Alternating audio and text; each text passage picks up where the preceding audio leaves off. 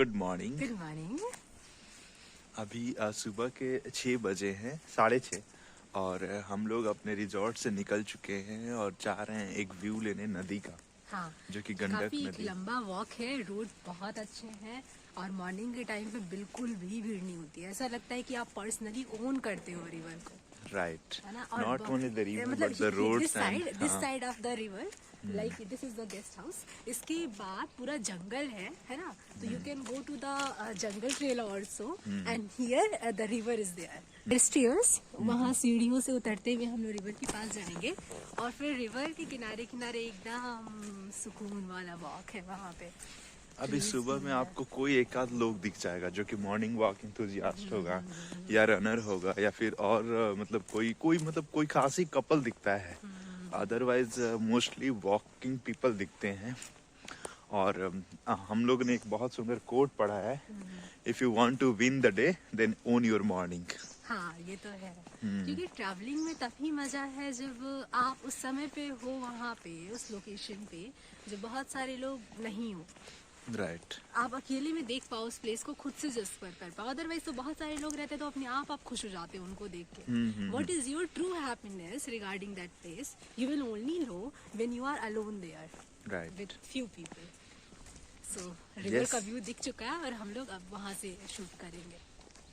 तो ये स्टेयर्स थे जिससे हम लोग नीचे की तरफ आ रहे हैं, वैली की तरफ, और फिर स्टेयर्स से होते हुए वो हमारी गंडक रिवर है। और गंडक रिवर जहाँ से ओरिजिनेट हो रही है, वो माउंटेन्स आपको दूर दूर तक दिख रहा होगा, वो माउंटेन्स एक्चुअली में नेपाल में है। तो माउंटेन एंड हो रहा है, रिवर यहाँ पे, हाँ, रिवर यहाँ पे बाउंड्री बना रही है और यहाँ पे हमारा लैंड इंडिया है। और नेपाल में कुछ पूजा हो रहा है, टन टन टन टन, वो उसका वॉइस यहाँ तक आ रहा है हमारे पास। तो ये काफ़ी एक इतना पीसफुल बॉर्डर है, इतना नेचुरली अबंडेंट बॉर्डर है ये, कि आपको मतलब हर फीलिंग आती है। नेचुरल तो फीलिंग आती है कि wow, so beautiful, like with river and with mountains and with jungle, what else you need. With that also you understand the boundaries of your country, like where do you actually belong, what is your horizon. So yeah, this is very beautiful. और लहरें पानी की छोटी छोटी एकदम सुंदर सुंदर, मध्यम मध्यम। और इस रिवर की बहुत सारी ट्रिब्यूटरीज भी हैं जो कि जंगल में से भी निकल के आती हैं। We will try to show that आप। तो हम लोग नदी पे ट्रैकिंग करते करते एक ऐसी जगह पे पहुंच गए जहाँ पे जंगल से, इंडिया के जंगलों से होते हुए एक ट्रिब्यूटरी छोटी सी, ये वाला रिवर और हमारे मेन गंडक में जाके मिल जा रही है। और वहाँ आपको माउंटेन्स दिख रहे होंगे, उन माउंटेन से होते हुए गंडक रिवर आ रही है और इसकी छोटी सी ट्रिब्यूटरी। और फिर इसके आसपास का जो लैंड है, वहाँ पे बहुत सारे काउज हैं जो ऑफ कोर्स वो गेजिंग वगैरह कर रहे हैं। एंड यहाँ पे कभी कभी टाइगर भी आ जाता है और वो पानी पीता है आकर। और इधर पूरा डेंस फॉरेस्ट है, जहाँ तक मतलब आपकी नज़र जाएगी इधर फॉरेस्ट है और बहुत घना फॉरेस्ट है। और यहाँ पे हमारा सनराइज हो चुका है, तो मैं कोशिश करूँगी कि मैं नीचे जाऊँ, रिवर के पास थोड़ी देर बैठूँ और उसकी कल कल की आवाज़ को सुनो। तो यहाँ पे हम लोगों ने डिस्कवर किया है बरगद का एक पेड़ जो कि बहुत ही बड़ा है और इसके रूट्स जैसे देखते हैं हवाई रूट्स होती हैं इसकी। मतलब कि पहले ये ऊपर से मतलब नीचे की तरफ आती हैं और फिर इसका रूट्स जो होता है वो जमीन के अंदर चला जाता है। तो ऐसे हम बहुत सारे यहाँ पे देख सकते हैं। और ये बहुत पुराना और बहुत मिस्टीरियस है, नॉर्मल बरगद के पेड़ की तरह नहीं है जो हम लोग अपने आसपास के इलाके में देखते हैं। और इसको बहुत अच्छे से स्ट्रक्चर किया गया है कि मतलब आपको इसको सेव कर दिया गया है। लेकिन दिक्कत भी ये है कि ये बाउंड्रीज बना दी गई हैं। अब ये इससे ज़्यादा शायद नहीं फैल पाएगा, या फैलेगा तो फिर इसकी बाउंड्रीज को हम लोगों को बढ़ाना पड़ेगा। बहुत सारे न्यू रूट्स अभी भी मेकिंग में है। तो ये ट्री पूरी तरीके से अलाइव है, ठीक है।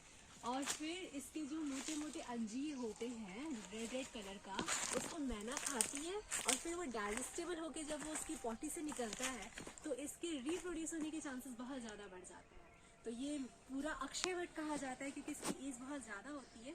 तो हम लोग एज मतलब कि सनातन जो रिलीजन है उसमें हम लोग नेचर का बहुत वर्शिप करते हैं। तो वर्शिप उसका भी कुछ मीनिंग होता है। तो इसको अक्षयवट इसलिए बोलते हैं क्योंकि ये बहुत ज़्यादा एज होता है इसका, और इससे आप जो भी विश मांगोगे, 1 जनरेशन 2 जनरेशन 3 जनरेशन के लोग इसको एक साथ मतलब देख सकते हैं। तो ऐसा माना जाता है कि ये विश आपकी फुलफिल करता है। तो मैं क्या विश करूँ यहाँ पे, मैं भी कुछ विश कर लेती हूँ बट मैं बताऊँगी नहीं। ये हमारी ट्रिब्यूटरी नदी है गंडक की, जो कि भारत के जंगलों से निकल कर आ रही है। और यहाँ पे सनराइज हुआ है और सन का रिफ्लेक्शन पानी पे क्या ही कहना है। और जिस तरीके से पत्थरों से होकर पानी मतलब अपने रास्ते को तय करती है और वो जाती है, जाकर बड़े से नदी में मिल जाती है, एक्सपैंड हो जाती है और फिर चल जाकर समुद्र में मिल जाती है। ये जाकर गंगा में मिलती हैं गंडक, पटना के पास, और तब वो जाकर अपना रास्ता गंगा सागर तक तय करती हैं साथ साथ। तो ये सीनरी और ये साउंड जो आप सुन रहे हैं अभी, दिस इज म्यूजिकल। ये किसी म्यूजिशियन के म्यूजिक से कम नहीं है और ये किसी चित्रकार के दृश्य से कम नहीं है, चित्र से कम नहीं है। ये Shubhi, what do you want to say here? I am just saying कि इसके अंदर पेशेंस बहुत ज़्यादा है और ये बहुत काम मुझे काम महसूस हो रहा है इसको। ये तो काम हमेशा से रहती है। ऐसा लग रहा है कि मैं घंटों तक इसको अपनी गोद में लेके बैठ सकती हूँ। अच्छा, हाय हाय, चोच स्वीट। कुछ कहना है आपको? कुछ कहना है? सुबह का समय है और 9 बज रहा है, 9:30 के करीब में। अभी हम लोग को ब्रेकफास्ट करना है। अभी हम लोग नहा उहा कर रेडी हैं। We are going to the temple. आज हम लोग मंदिर जा रहे हैं और मंदिर जाने के बाद हम लोग ब्रेकफास्ट करेंगे। She is ready with the scooty, put your helmet. और बस जंगल घूमना है 2-3 दिन का, एकदम यहाँ पे निश्चिंत तरीके से, सारे टेंशन से, जिम्मेवारियां से सबसे दूर, खुद की आइडेंटिटी से दूर।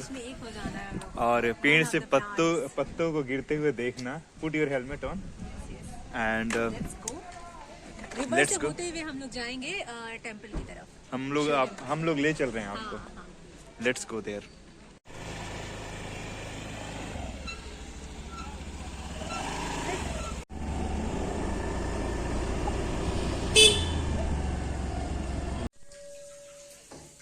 So here we are in a temple.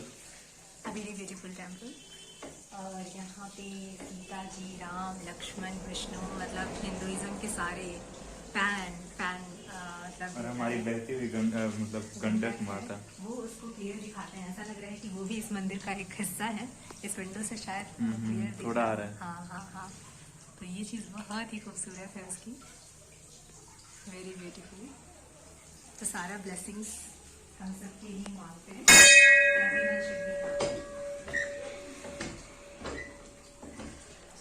तो जैसा कि हम लोग बता चुके हैं कि हम लोग बीटीआर में हैं। तो बीटीआर के अंदर तो उसका खुद का गवर्नमेंट का कैंटीन है ही, लेकिन थोड़ा सा मार्केट एरिया में भी ये एक रेस्टोरेंट है, प्रेम। इसका नाम है प्रेम रेस्टोरेंट। ये इतना डिलीशियस खाना देता है, इतनी अच्छी मिठाइयाँ देता है। We just had rasmalai.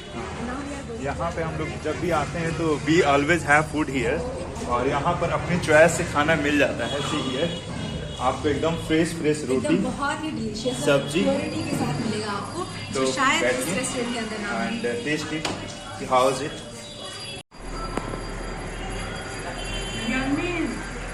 Very fresh. देखते ही आपको पता चल होगा कि कितना फ्रेश है, एकदम घर जैसा फूड है आपको, बहुत ही डिलीशियस और बहुत नज़दीक है वहाँ से, बल्कि मैक्सिमम 1 किलोमीटर के रेंज में आ जाएगा।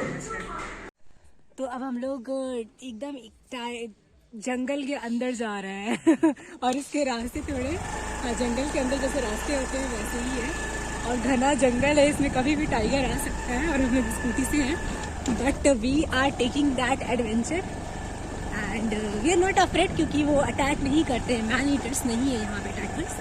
आ भी गया तो वी विल मैनेज इट। तो अब हम दिखाते हैं कि यहाँ के रास्ते कैसे हैं, तो आप घर बैठे इसका एंजॉय कर सकते हैं। अब हम लोग जंगल की तरफ प्रस्थान कर रहे हैं।